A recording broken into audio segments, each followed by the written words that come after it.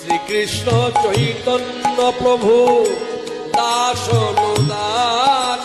এই দেখো কত আনুগত্য, কত দীনতা, কত দৈন্য।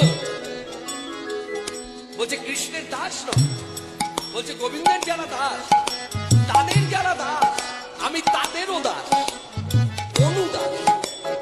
কত ছোট হয়ে গেল, কত বাচ্চা নুইয়ে দিল ঠাকুর মহাশয়, যিনি শ্রীপাদি তাই যাদের আবেশ তত্ত্ব কলিযুগে।